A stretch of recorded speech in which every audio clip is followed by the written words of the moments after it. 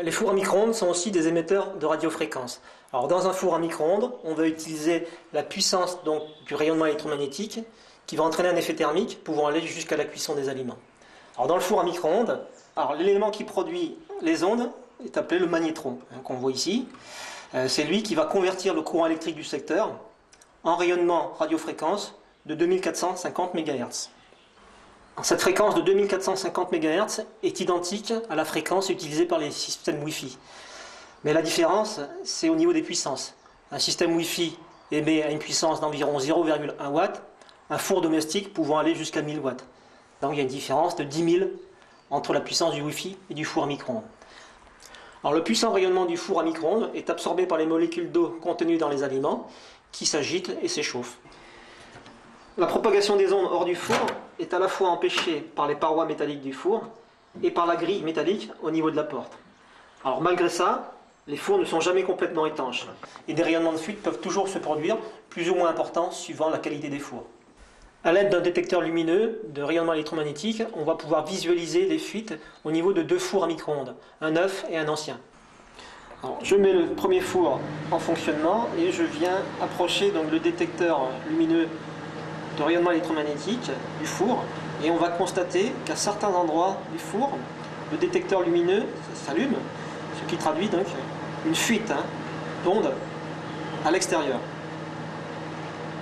Mais à quelques centimètres de la porte, le détecteur ne s'allume plus. Cela traduit que la puissance du rayonnement électromagnétique diminue rapidement avec la distance.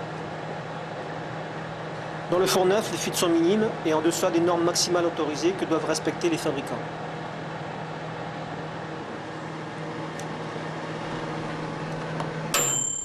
Au niveau du four ancien, si je viens faire la même chose, le détecteur révèle des fuites beaucoup plus importantes, qui sont détectables à plusieurs dizaines de centimètres du four.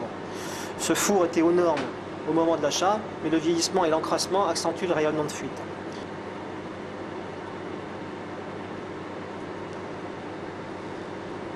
Alors, ces fuites sont beaucoup plus importantes sur le four ancien, et elles s'expliquent en fait par le vieillissement du four et par l'encrassement. Ici, on voit nettement donc, au niveau des joints de porte des salissures qui sont des sources de fuite importantes.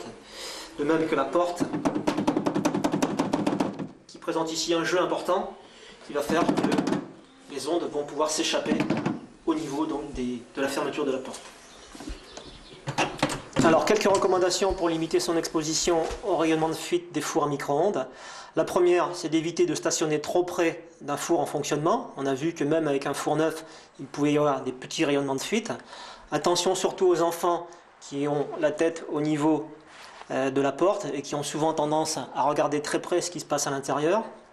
Deuxième recommandation, si votre four a une porte abîmée ou endommagée, évitez donc de l'utiliser et changez-le.